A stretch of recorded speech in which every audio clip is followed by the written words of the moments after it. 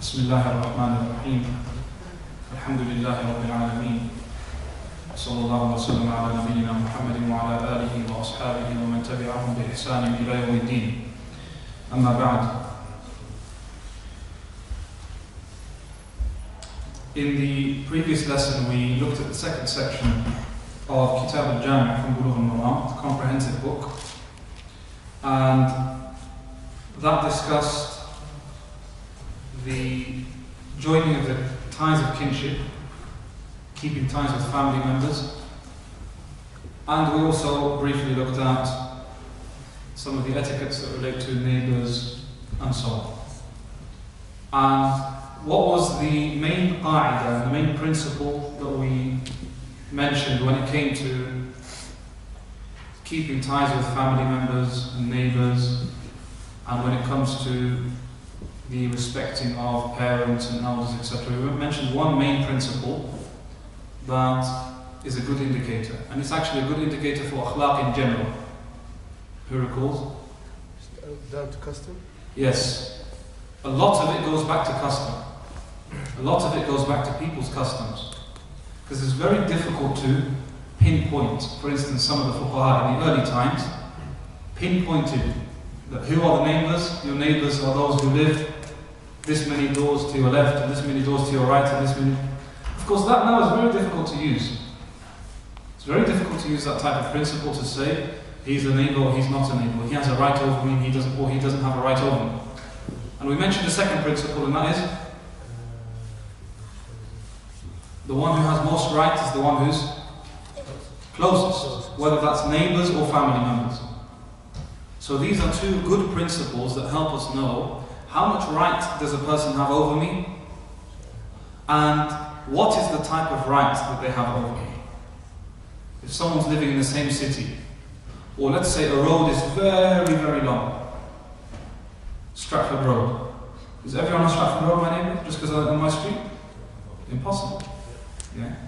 So that means when it comes to custom and urf, then a person does what's reasonable, and you keep in mind the closest, then the closest, then the next, and the next, and so on and so forth.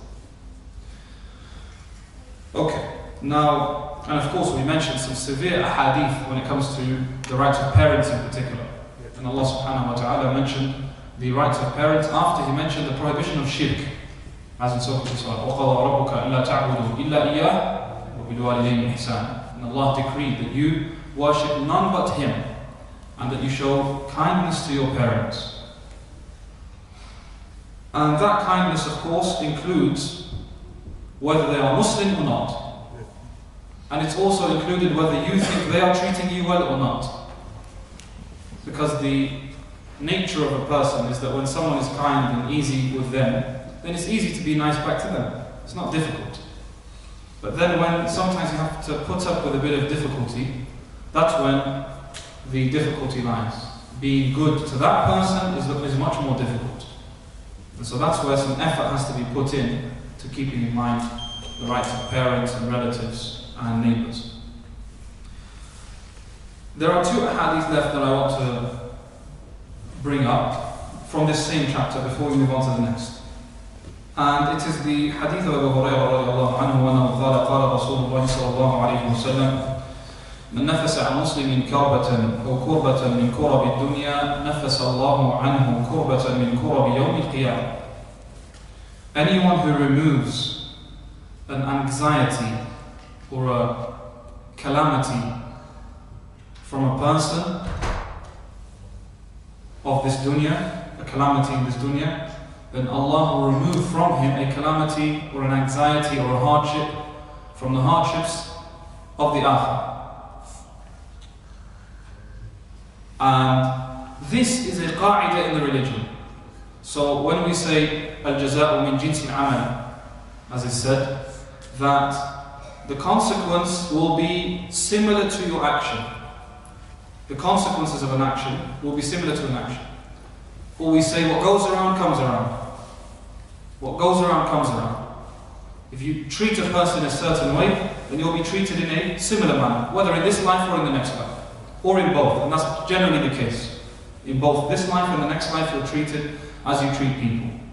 And the hadith are so many on that. And just in this hadith we have some examples.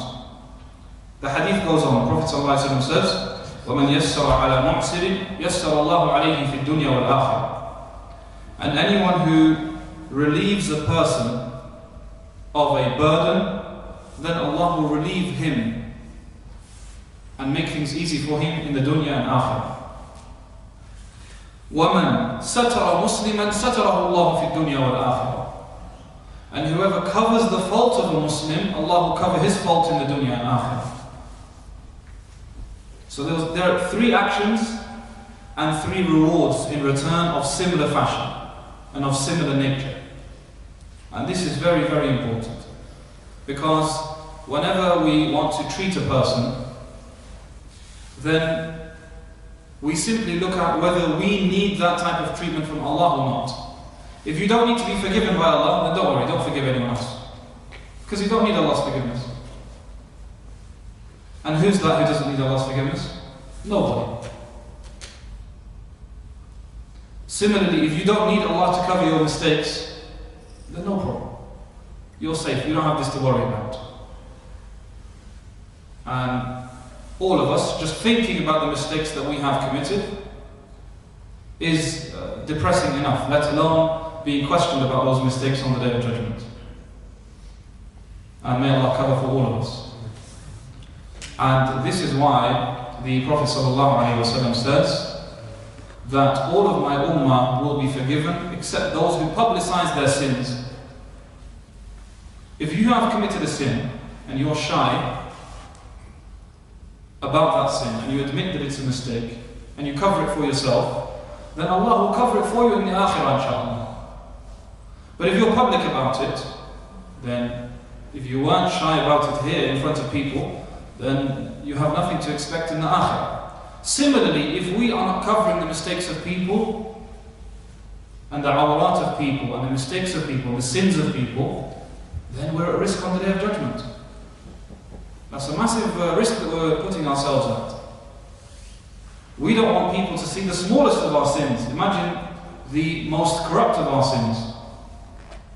So this is one of the best ways for us to be optimistic about Allah Ta'ala covering our mistakes in the akhirah. In the dunya and the akhirah, not just in the akhirah.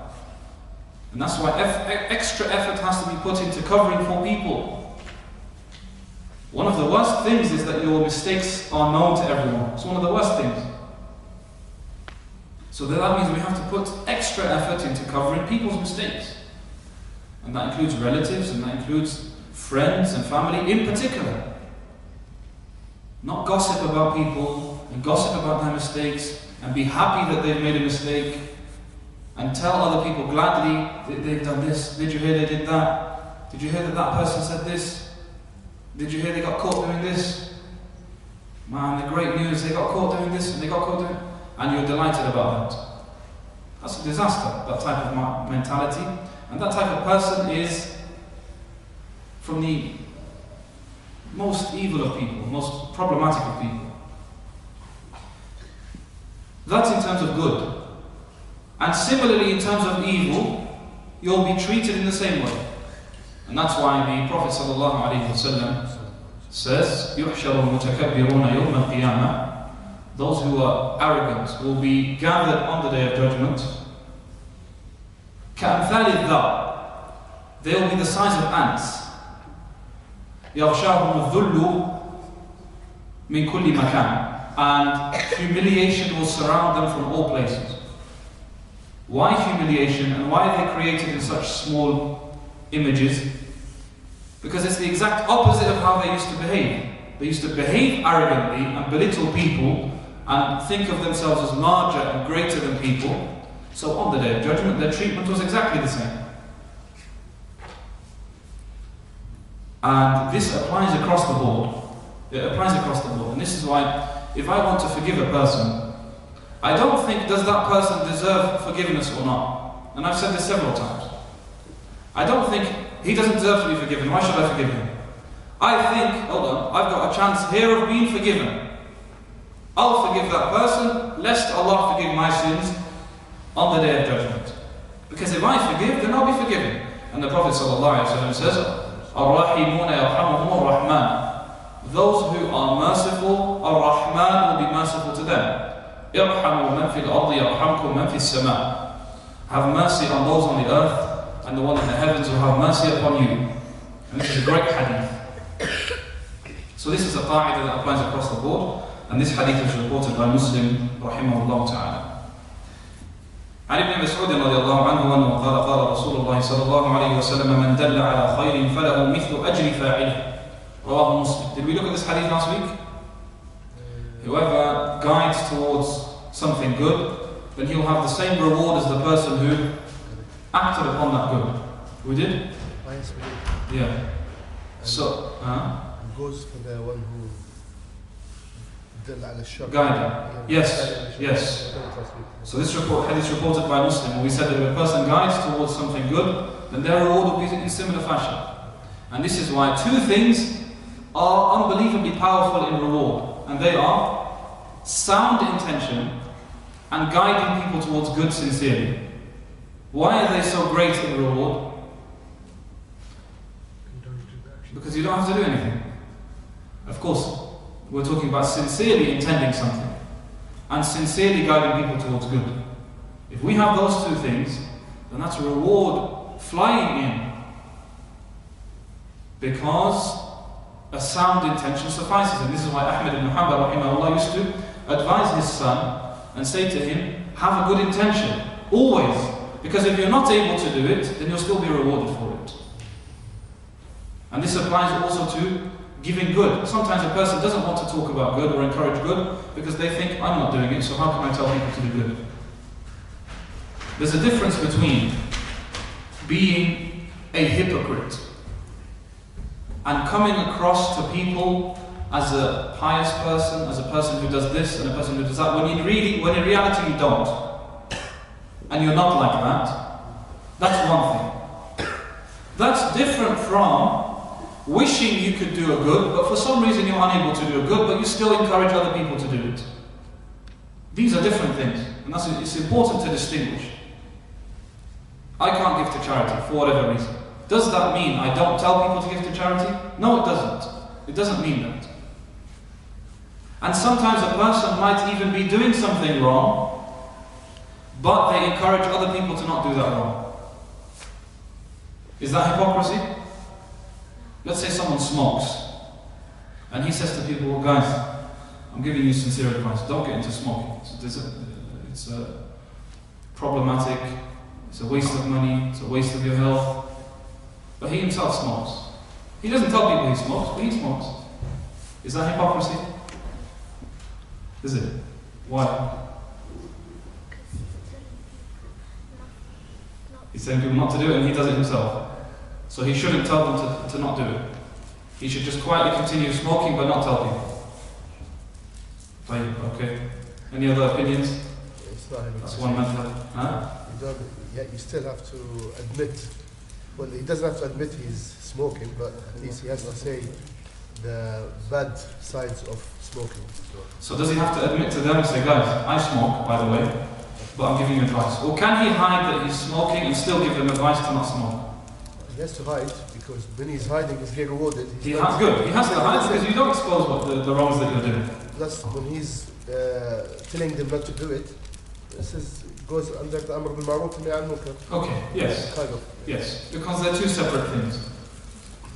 And just because a person is unable to stop something, it doesn't mean that you don't have to tell people about it. In fact, you're better placed to tell people the harms of smoking because you yourself are smoking. And so sometimes the advice that comes from a smoker is more sincere than the advice that comes from someone else, because he's experienced that problem himself. So no, it's not a contradiction.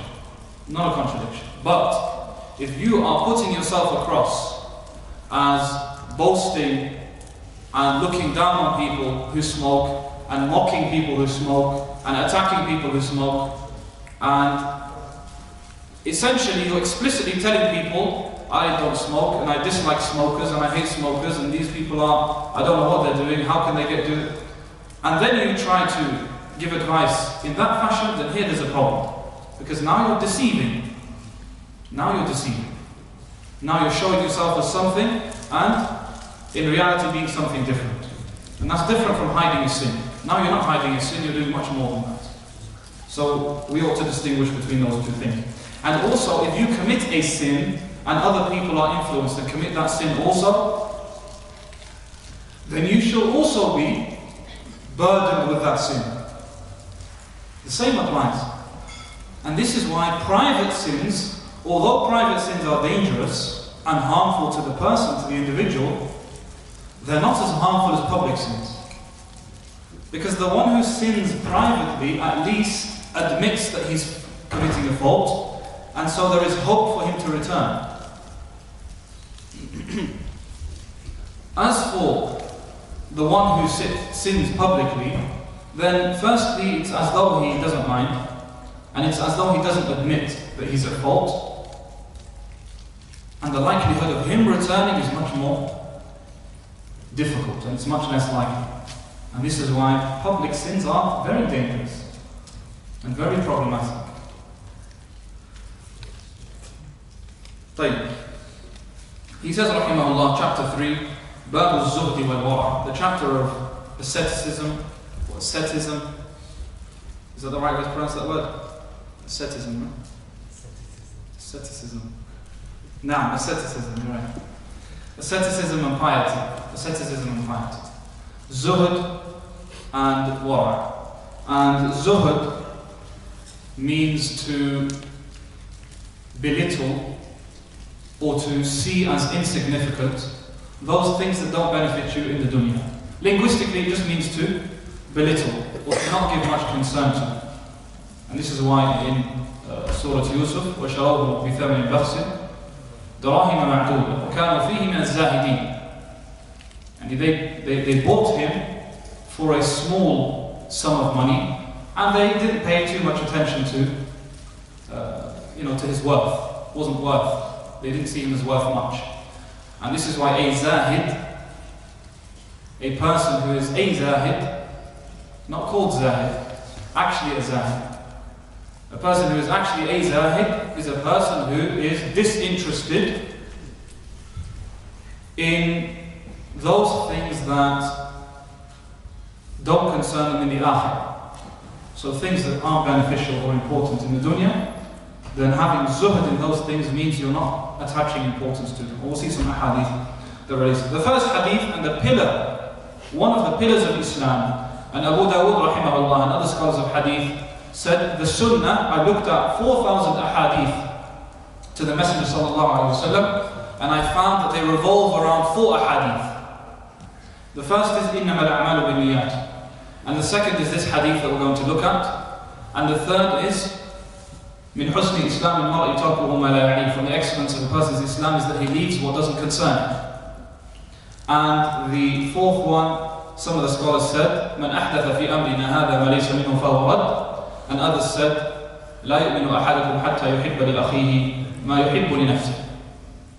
So, and we looked at all of these ahadith in the 40 of An-Nawawi rahimahullah.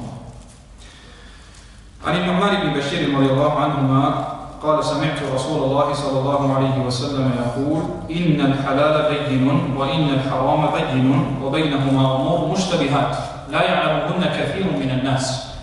The halal is clear and the haram is clear, and between them there are doubtful matters that not many people are aware of. Not many people are aware of these doubtful matters. Okay, so that's the principle.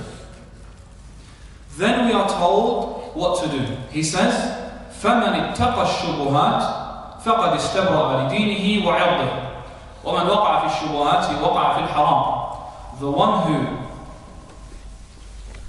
avoids the doubtful matters has preserved his religion and his honor. And you can read these leaflets afterwards, inshallah. I'm sorry to disturb you. Distribute this. First chocolate and now this. And I did get a chocolate as well. That's the price of فَمَنِ اتَّقَى الشُّبُهَاتِ فَقَدْ اسْتَبْرَأَ لِدِينِهِ وَعِرْضِهِ. Whoever keeps away from these doubtful matters, then he's preserved his deen and has preserved his honor. وَمَنْ وَقَعَ فِي الشُّبُهَاتِ. If you fall into those doubtful matters, وَقَعَ فِي الْحَرَامِ. You will fall into the haram. Does that mean that the doubtful matters are haram? Because if you fall into the doubtful matters, you'll fall into the haram. So therefore, does that mean that the doubtful matters are haram? No, it's not. Why not? Because it's already. Okay, it's better to avoid it, but how do we understand the statement of the Prophet ﷺ? If you fall into the doubtful matters, you will fall into the haram.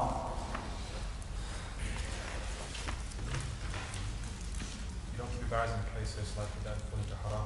It is? It's like you're not keeping your barriers in place, so okay. you don't fall into haram more easily. You are into the haram, or you are likely to fall in? More likely. Likely. It's about likelihood. Because in the hadith he said, Al-halal bayyin wal-haram bayyin. Halal is clear and the haram is clear. So he made this a different category. He made it a separate category, sallallahu alayhi wa sallam. And this means that the closer you are to the haram, the more likely you are to fall into haram. The closer you are to the haram, the more likely you are to fall into the haram. And that's what this hadith means. What are things that are doubtful? Things that are doubtful are something that's doubtful is subjective. It might be doubtful to one person, clear to another person. Because the Messenger ﷺ said, لا يعلمهن كثير من الناس. Many people don't know them. So I might be certain about something, and you're not certain about something. Or you might be sure about something, and I'm uncertain about that thing. So it's a subjective thing. But as a general guideline, those things that aren't so clear in the Sharia, there is an indication that this thing might be haram. But at the same time, it's not a clear prohibition. So it becomes a doubtful matter. Also, when there is a strong difference of opinion, like reported by Ishaq and Ahmed ibn Hanbal, when there's a strong difference of opinion on an issue, some say this is haram, others say it isn't, then this becomes a potentially doubtful matter. When there's a strong difference of opinion. Yeah? Otherwise, not every single opinion is worthy of taking note. Of course, the best thing a person can do, if they're not experienced in studying the Sharia and looking at the texts of the Sharia and the books of the Fuqaha and so on, the best thing they can do is consult a person of knowledge, and what they give them, they take. What they give them, they take. You don't have to avoid everything that is a matter of difference of opinion. Otherwise, life will be very difficult. Life will be very difficult. And once I had a discussion with a person, and this has happened more than once, a discussion with a person who said, you say that this is fine. Someone asked a question and I said, yeah, that's fine. He said, but some scholars say it's haram. I said, okay, it's fine. Some scholars say it's haram. That's not the end of the world. He said, so why aren't you taking with the safer opinion? And so I said, why aren't you taking with the safer opinion by keeping your beard longer than a fist length? And in another incident, a sister said the same thing to me, and I said, why aren't you following the safer opinion by covering your face? Because that's also a matter of khilaf. So that means that you can't stick to every single thing, that's a matter of khilaf, otherwise there'll be huge hardship. And I don't think anybody's able to stick to that. Very rarely will you find someone who sticks, who keeps away from the difference of opinion at all times. It's very difficult. And so this is not the implication here. But when something really is doubtful, and you have not consulted a person of knowledge, then here you try to abstain. If you've consulted a person who you feel is knowledgeable and trustworthy and righteous, go with their opinion. If they tell you it's halal, then it's halal, and alhamdulillah rabbil alamin. Otherwise, like I said, this would be unreasonable hardship. However, of course, wherever possible, a person tries to keep to the safe side. And this is why the principle goes, al-ibti'adu min al-khilafi mustahab. It is recommended to avoid the khilaf of the fuqaha, if you can. It is recommended, if possible, to avoid things that are blurry or questionable or uncertain. In the following hadith, Abu Hurairah radiallahu anhu reports, قال صلى الله عليه وسلم: تعس عبد الدينار والدرهم والقطيفة إن أعطي رضي وإن لم يعطى لم يرض. أخرجه البخاري. Wretched and ruined is the slave of the dinar and the dirham and the clothes. Meaning, he is going to be in loss and he's going to be ruined, the one who's a slave to money. How can you be a slave to money?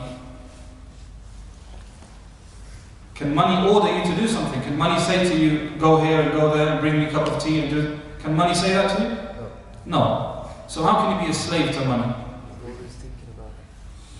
You're always thinking about it. What else? Prioritize your work more than your prayer time. You prioritize money over your religion.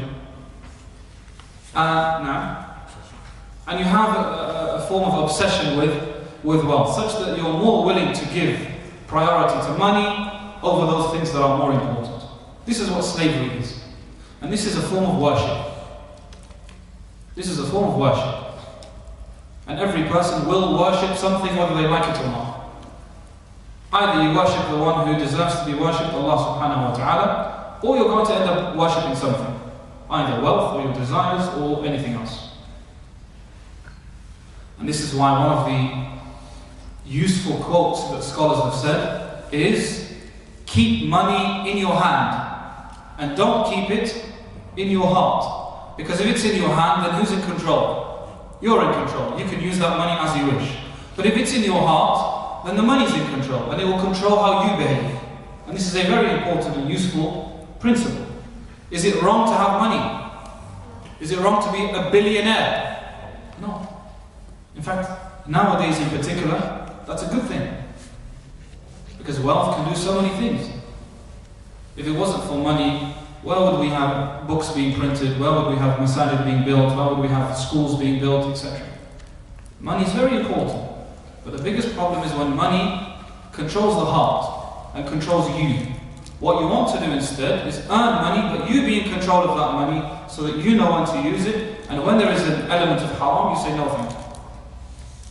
That's important.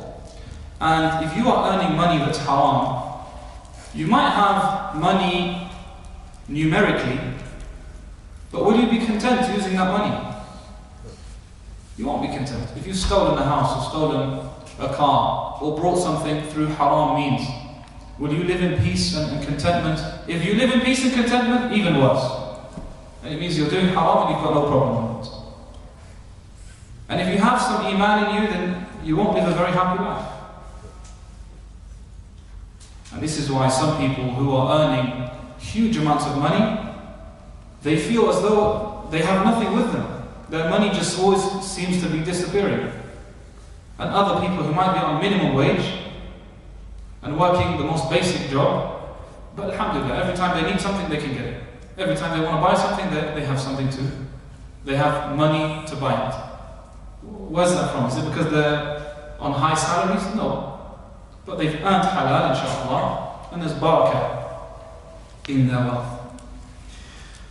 The Prophet ﷺ, as reported by Abdullah ibn Umar, قال أخذ رسول الله صلى الله عليه وسلم بمنكبيه. The Prophet ﷺ once held onto my shoulder and said, كن في الدنيا كأنك غريب أو عابر سبيل.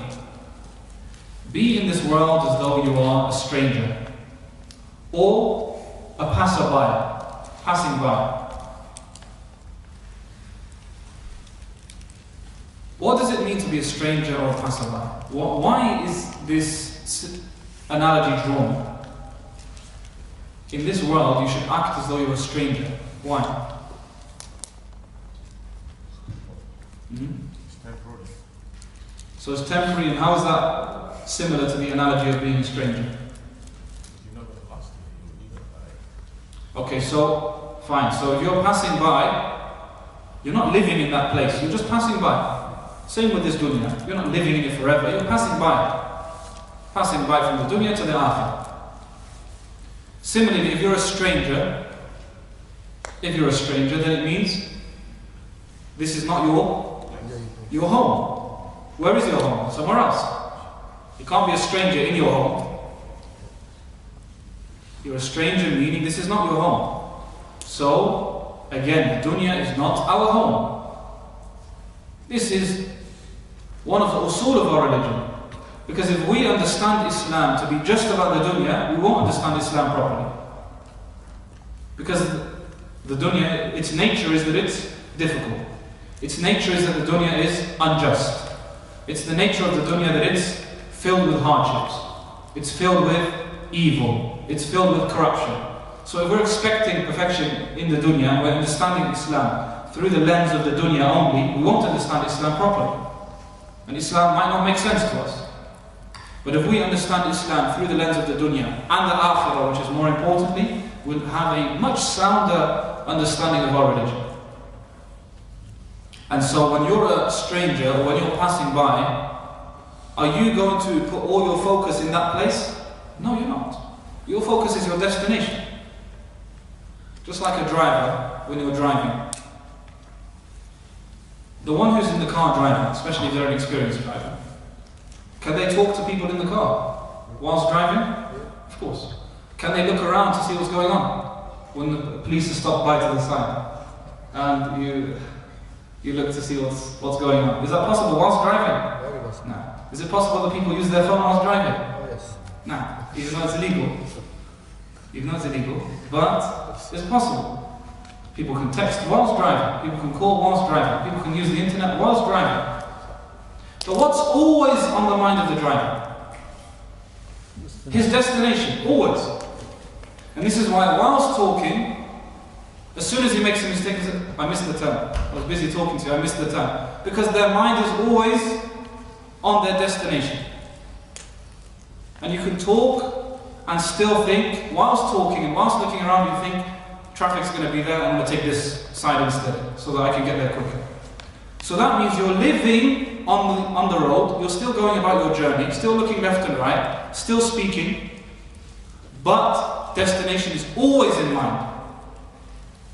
Very, very, very unlikely for a person to talk and to be so engrossed in their talking that they drive from Birmingham to London instead of Birmingham to Coventry. That's very unlikely. Because your mind is on the destination. The same is with the dunya. Same as with the dunya, or the same should be. Yes, we live in the dunya. Yes, we eat and drink. Yes, we laugh and we cry. Yes, we go about our day-to-day life. But the mind has to always be on the destination, so that we continue on the right path. If we take our minds off the destination, then we're going to be like the driver who drives to London when he should be in Coventry. Completely taking their mind off and just driving ahead. And that is, of course, problematic. And this is what is intended by this hadith. In the following hadith, the Prophet ﷺ, as reported by Abdullah ibn Umar radiallahu anhuma, أنه قال من تشبه بقوم فهو منهم. He who imitates a people, then he's from them. Then he's from them. If you imitate people, if you imitate a type of people, then you are from those people. There's a long discussion on whether this hadith is authentic or not. Some people, scholars consider it authentic, like Ibn Hibban, and many other scholars consider it da'if. They consider it a weak hadith. And this hadith, of course, is a big issue because many rulings are based upon it. Many rulings are based upon it. If you imitate a people, then you're from them. Based on this hadith, many people have considered many things to be haram. And this is why some people said wearing a suit is haram, wearing a tie is haram, and wearing a white wedding dress for a woman on her wedding is haram, and so on and so forth. Why? Based on this, and because they say that this is imitating the people, which is incorrect. It's incorrect. Because, first of all, this hadith has to be applied in a certain way. It can't be applied in every way. Is everything that a non-Muslim wears haram for us to wear? No. Of course not. Is everything that a non-Muslim does haram for a Muslim to do? No, it isn't. And this is why the Prophet ﷺ was given a jubba that was Rumiyya. And he wore it. He was given a dress that was from non-Muslim lands, and he wore it. Even though it wasn't from the dress of the Muslims. Because this is a thing that goes back to custom, an adat, the adat of people. Okay, it goes back to, you don't say, for instance, having traffic lights, red, amber and green is haram, because the Muslims didn't invent that. This has got nothing to do with the deen. It's got nothing to do with the deen, because this is to do with what benefits people and people's urf and people's adat and how to organize people's lives, etc. And so, this issue of tashabbuh does not apply to day-to-day customs and practices. And this is why many scholars consider the things that I mentioned just now, and really this is the only relied upon position, these things to be permitted and acceptable. What is prohibited is something that goes back to their religion. Let's say a person, for instance, wears a necklace with a large cross on it. Here we say this is not permitted, because this goes directly back to one of the symbols of their religion. Something that goes back to the symbols of their religion won't be permitted. Or something that you do intending with the intention, which is rare, but it happens unfortunately, intending to do something to imitate those who aren't Muslim. Here there's a problem also. As for there being a coincidence, they dress like this and so therefore I've dressed like that. And the Prophet ﷺ, whose clothes did he wear? When he came with Islam, did he invent new clothes for the Muslims? He wore exactly the same clothes that people wore. And this is why once one of the scholars of Mauritania came to the UK and he was wearing a suit. Normally he dresses traditionally with the turban, but when he came to the UK he wore a suit. A blazer, shirt, blazer and a tie and so on. So someone didn't like that. How come this big scholar, he comes and wearing a suit? So he said to him, Shaykh, how did the Prophet ﷺ used to dress? How did the Prophet ﷺ dress? So he said the Prophet ﷺ used to dress the same way Abu Jahl used to dress. The Prophet ﷺ used to dress the same way Abu Jahl used to dress. Why? Because these are clothes. You're just putting them on your body to cover yourself. It's not a religion, it's not a faith. And so just as the Prophet ﷺ dressed the way his people used to dress, I am dressing the way that these people dress. And there's no issue in that whatsoever. As long as, of course, the conditions of covering the awra and the religion are in place. Otherwise you don't say this is the clothes of the kuffar and so no one can wear them. What are you going to wear then? Now even thobes like these are made in here. And so this is why before a person speaks and before a person discusses an issue, especially a massive issue like this, then how can you have to have sound knowledge on an issue before you discuss it and talk about it. Not you heard something and so you go in and tell the whole world. And it's even worse if it comes from someone who is an imam or a speaker or a preacher or who delivers the khutbah, because then you're misguiding other people as well. And you will end up contradicting yourself. You won't be able to last. You will end up contradicting yourself. Just like the examples I gave you earlier of someone who said, why aren't you following the safer opinion? Look at yourself and see if you're following the safer opinion on every issue. You won't last. Same with here. You're doing something that's imitating the kuffar. Look at the person, you'll find something that's from the disbeliever's land as well. He's either wearing a watch, or he's wearing a ring, or he's wearing... And so you won't be consistent with your principles. And so this qa'idah, مَنْ تَشَبَّهَ بِقَوْمٍ فَهُوَ مِنْهُمْ. Of course, we say this hadith is weak according to many scholars, although some have authenticated it. But it's to be understood, as I said. It doesn't go back to what relates to people's day-to-day life. No. If here in the UK people have weddings in a certain way, and the women dress a certain way at weddings, providing it's within the boundaries of the Sharia, That's not prohibited. Or it's the custom of people to do certain things here in this country. Then that's the custom of people. It's not to do with people's faith. It's not to do with the symbols of their faith. And that's something that's important to know. And of course, many rulings apply and come under this issue. Before we move on, we'll only mention one or two more ahadith inshallah, and then we'll pack up. But before that, does anyone want to comment or say something? So we can have someone else's voice instead of my voice for 45 minutes. It's the hadith of what? This is the last hadith. Is it mainly for ibadat or adat? Is it for practices or is it for worshippers? No, this applies to the things that are symbols and relate to people's religion, other people's religion. For example, the celebrating of Christmas is a religious celebration. Yes, it is true that some people don't celebrate it due to religious reasons, but is it a religious celebration? Yes. It still has a strong religious value. And there's still a strong relationship with the religion. And so for a Muslim to celebrate Christmas, here they're now taking part in something that is explicitly religious. Something that's explicitly religious. But let's say a person wants to buy a gift for his mother on Mother's Day.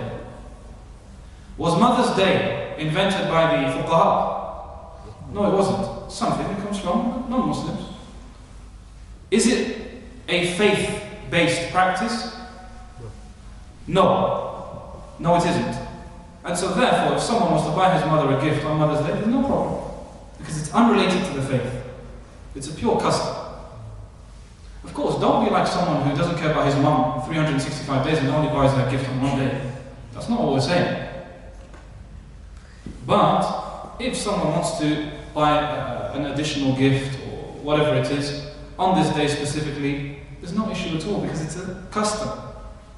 It's people's urf and it's part of aada. It's nothing to do with the faith. Yeah?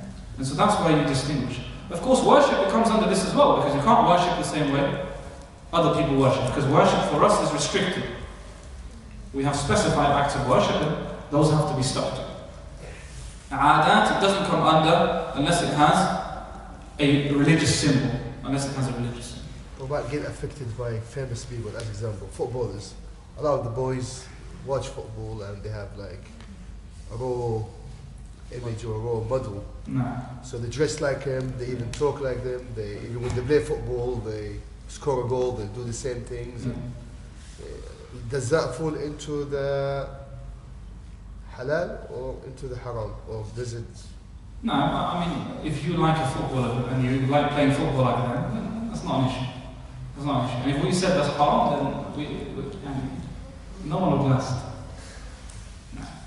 Especially because I come from a football background, so I can't comment on this type of question. So, if a person, of course, sometimes it's true that some people are so attached to a celebrity. And so what we do, instead of saying, stop playing football altogether, because football can protect many young people from other problems.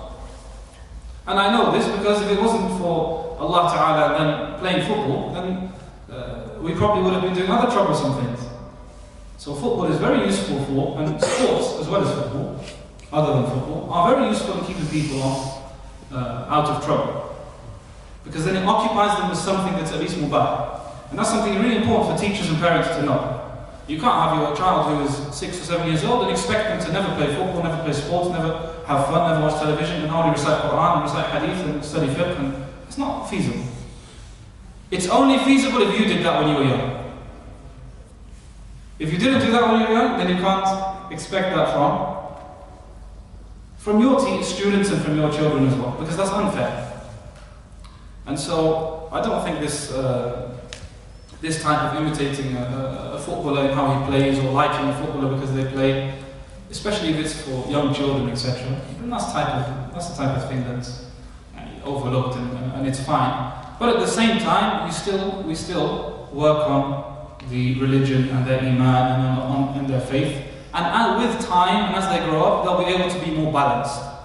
and they'll be able to know where to put love for a person or to be impressed by a person, and where to say, okay, no, that's something that my religion doesn't accept. That comes with time, inshallah ta'ala. But that doesn't hadith, this hadith bring to my mind, the Prophet ﷺ said, يحشر المرء مع من أحب. The human will be resurrected with the people who he loved. No. How does this apply to this? Again, we are not teaching people to love a footballer more than Allah Ta'ala, more than the Prophet ﷺ, and more than the Sahaba. If it went to that extent, then of course we have an issue. But like I said, for young people, it's usually just a temporary bit of excitement and so on, which with time calms down. With time it calms down. If a person knows their faith and loves their faith, so instead, for instance, instead of saying to your children, we're not watching football, we're going to do this instead. How about watch football with them? When it's time for salah, you say, switch off the TV, we're going to pray. So that they know, play football, watch football, no problem, but we have something that's more important, and that's our salah, which we have to pray on time. So here we are being more balanced in our upbringing and our teaching, and our tarbiyah, and more realistic as well. Otherwise you'll find that children will rebel against you. I forget this, he wants us to be Abu Bakr as-Siddiq or something. I'm 6 years old, he wants to be Abu Bakr, forget this. Completely go against you. And so this type of balance is I find extremely important. طيب, we will end with one more hadith inshallah ta'ala. And in this hadith, the Prophet sallallahu alayhi wa sallam was asked,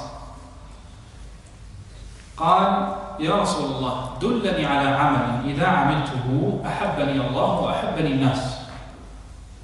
O Messenger of Allah, tell me an action, if I do it, then Allah will love me and people will love me as well. Allah will like me and the people will like me as well.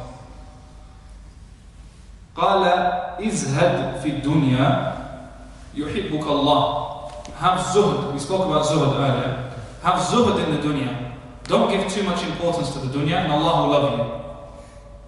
وازهد فيما عند الناس, and have zuhd in what people have.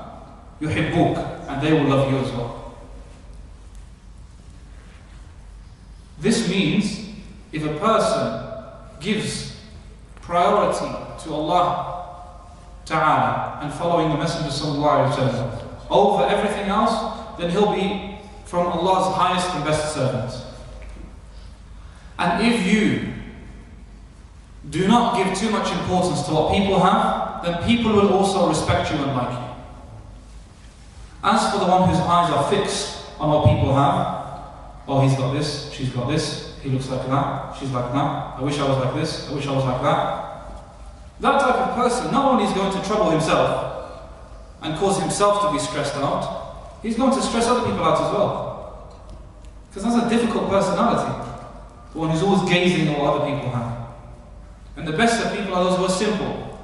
They don't make a fuss about these types of things. They don't make such a fuss and become envious and harm you with their eyes and with their words. And we mentioned in the previous week, what did we say? انظروا إلى من هو دونكم أسفل منكم. Look at those who are below you in wealth and so on, and health, etc.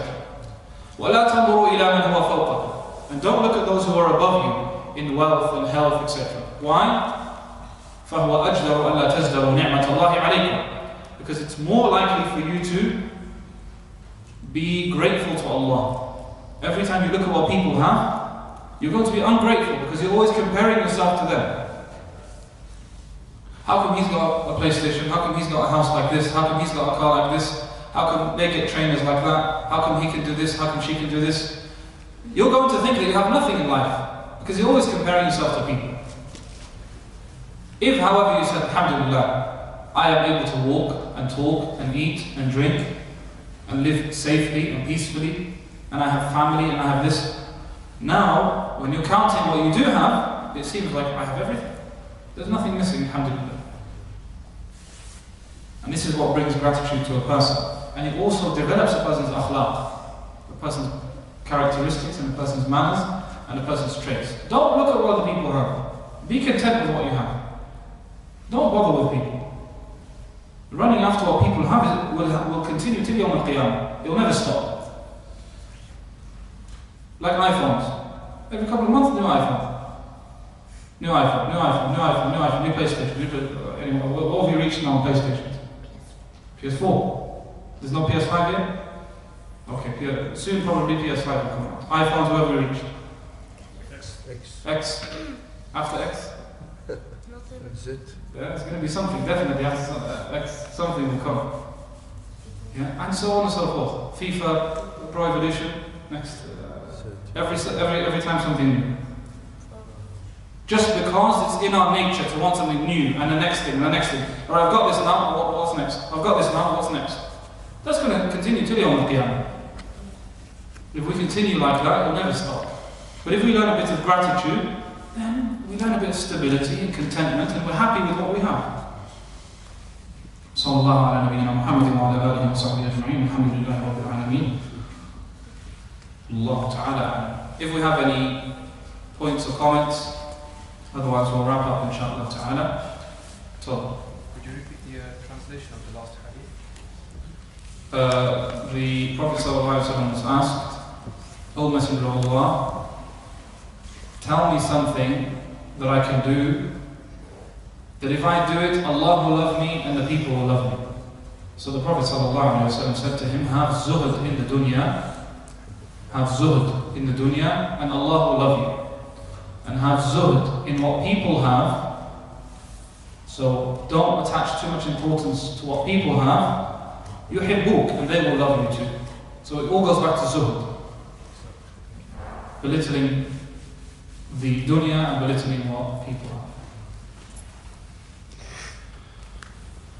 Fadal. Does that mean, maybe my understanding, for the second part of the hadith regarding the zone of what people have, does it like kind of like not having the kind of competition with others? Like if I have maybe a decent good car serving me, and if my friend bought like 2017 BMW or Mercedes, so I have to like next year bring or buy something more, No. maybe better car. Yeah. Is that maybe the competing of like others? Maybe that's what's meant. Yeah, so it relates to uncontrolled competing in the dunya. That's it. You can't sometimes have like just completely of what other people have, because you have to have now like these days everything you have to have car, house, Yes. and everything that's like Yeah. the basics for me. Yeah, of course it doesn't mean everything people have, you make sure you don't have. Otherwise that's not realistic, it's not reasonable.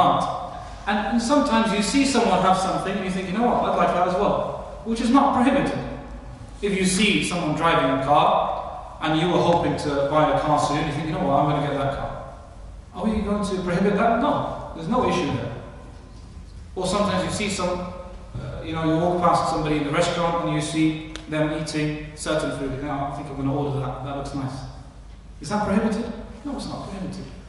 But the issue here is your heart becoming filled. Like I said earlier with wealth, instead of money being in the hand, money's in the heart. So your heart becomes filled with that thing, and your main concern is that thing. And my main focus and worry is, he's got this, she's got this, he's got this, she's got this, I want that, why don't I have this? So it's more of a lack of gratitude. It's an issue of no gratitude, and it's an issue of, like you said, competing for the dunya and so on. It doesn't mean that something you like, you don't get. It doesn't mean that. But it means do not allow that to be uncontrolled and to take you over. And that's what zuhd is. As for liking something within reason, so you get it, or you buy it, or you wear it because you like what you saw, there's no harm in that whatsoever. None of the scholars and nothing in the Quran or Sunnah suggests that you have to stop yourself from that as well. And remember, Islam is a moderate religion. Anything that seems extreme or unrealistic won't be from Islam. Islam will always teach being moderate, and this is why when we say be patient and be grateful and have zuhd and do this, all of that means within the bounds of reason. Within the bounds of reason, not in the bounds of excess or exaggeration or things that people can't realistically live out.